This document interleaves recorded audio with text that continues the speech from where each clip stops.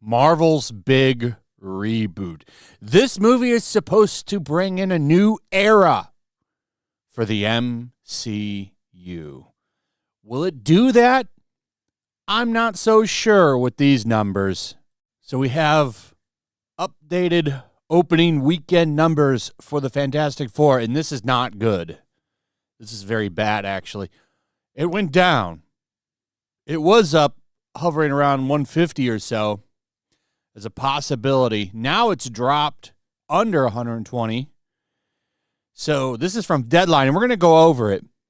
But it's now tracking to earn 100 to 110 million for its domestic box office opening weekend. And keep in mind, that's just an estimate. Could be higher than 110, could be lower than 100 million. But if this thing only brings in 100 million, that's going to be really bad optics for this movie. Really bad optics. And like I've been saying, I think comic book movies are just kind of done. I think people are over it. I really do. And if you want to take a look closer to how Marvel is feeling about this, there's a reason they released this damage control the other day.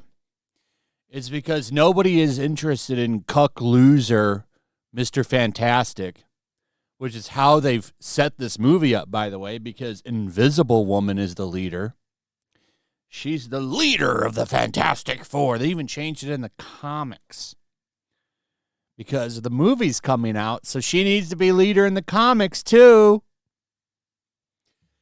So now they're coming out and saying, well, he's going to grow and become a fantastic leader, and he's going to lead the Avengers. So there'll be character growth.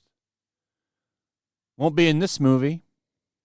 In this movie, he's just going to be hanging around while Sue Storm takes care of all the business. But don't you worry, he'll grow into the character you like.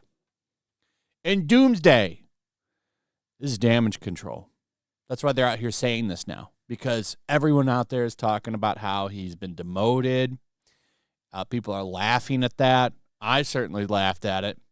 That's why Pedro Pascal probably took the role, because he gets to be second to a strong woman, which I believe he said he likes being submissive or some shit like that in a interview. I can't remember exactly what he said, but it was I think it was somewhere along those lines. That's why he probably was turned on to the part. Weird guy, man. Look at him hands-on all over these women at these showings. It's weird. A weird guy.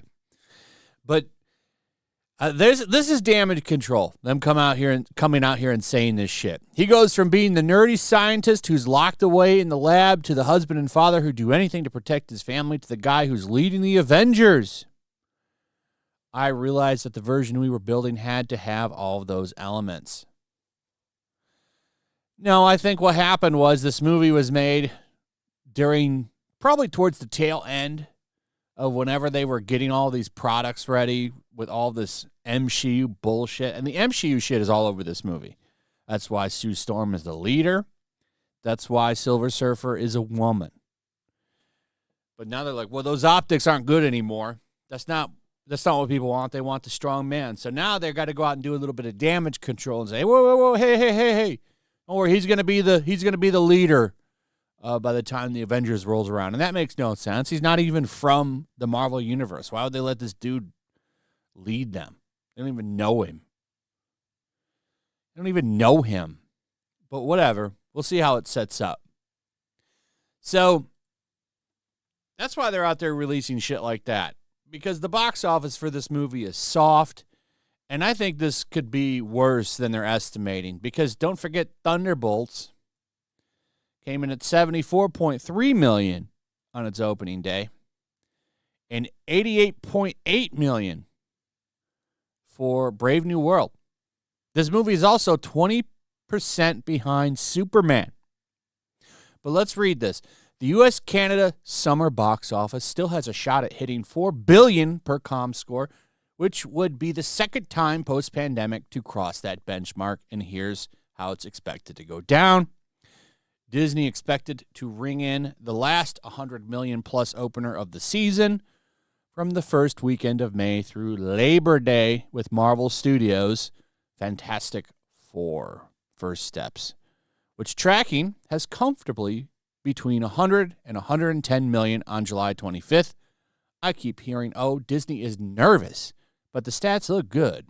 With 13 million pre-sales as of Monday, Fantastic Four is pacing ahead of the pre-sales for Thunderbolts and Captain America Brave New World and 20% behind Superman. That's not good. That's not good. And that's why you keep hearing Disney is nervous. Because this would be, if this bombs, that's 3 in a row. 3 in a row. Brave New World came out this year, yeah? So that'd be 3 this year. That's not good. They need this movie to do good, purely for optics. The optics behind this movie's opening weekend need to be good. I think it's soft when it comes out. I think 100 million through 110 million is probably right. My big question is what the international numbers will be, and we won't find those out till Monday. But I think it opens probably close to 200 million. And whether or not it has legs, we'll see. I think you're just going to get more of the same with this shit. I don't think this is going to be a good movie. There's things I like about it, for sure. I definitely like that retro, futuristic 60s world that they've built. Kind of reminds me of Fallout a little bit. But beyond that, and the Thing having his eyebrows, but then they counter the eyebrows with that stupid beard and his voice. So we'll see, man. I think this is another dud. And I think they know it. But maybe I'm wrong. Maybe I'm wrong. And it ends up being amazing. Men are strong. They want to come see this movie, according to polls. In unaided men, Fantastic Four has matched Superman, but first choice is slightly behind Superman. The Fantastic Four trilogy of movies counts over 803 million. So there's more interest among men, who are the main audience for these movies, by the way. That's why this shift to MCU was always dumb. Always dumb. It was a stupid move. You want to get more women to your movies? Put more Chris Hemsworths in them. That's why women love Thor. That's why they liked Chris Evans as Captain America. That's why women went to those movies. They don't want to see 50-year-old, what's her name, Emily Blunt, playing as the lead in the movie. So this will be interesting. This is big, high stakes for Marvel. I think you're going to be looking at 3 in a row. 3 in a row flops for them. Yeah, they have to course correct so hard with Doomsday, and they know it. I think you see, when we eventually get a Doomsday trailer, I bet you high testosterone, masculinity is all over that trailer. I bet you Chris Hemsworth, front and center. Loki, Tom Hiddleston, front and center. They're going to try to do their best to rein people back in with that. But they got to get through this, and then they still have that Wonder Man show. Oh, my God, I forgot about the Wonder Man show. That's going to be a disaster. Anyway, let me know in the comments. What do you think about this? Where do you think this movie lands at the box office? Do you think it's a hit, or do you think it's a dud? What are your thoughts on Doomsday? Also, if you would, please subscribe, hit that notification bell, like the video, share the video. Also, check out my comic book campaign. We are getting close to the end. July 26th is the last day of the campaign. So don't wait too long if you've been waiting. We have CGC slabs. I'll be flying down to Dallas to go to the Ripa warehouse to sign these bad boys pretty soon.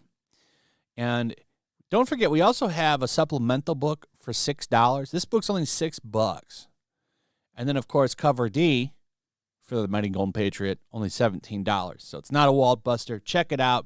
60-plus pages, square bound, pure action, a lot of fun. You're going to love it. And with that, I'll see you on the next one. Peace. year is 1945. World War II rages from the halls of Buckingham Palace to the shores of the Nile River. Even now, the clash between freedom and tyranny is about to boil over. Somewhere in North Africa, 2 American flyboys are soaring high on a reconnaissance mission, searching for clues to a peculiar new obsession, with the occult gripping the Nazi high command.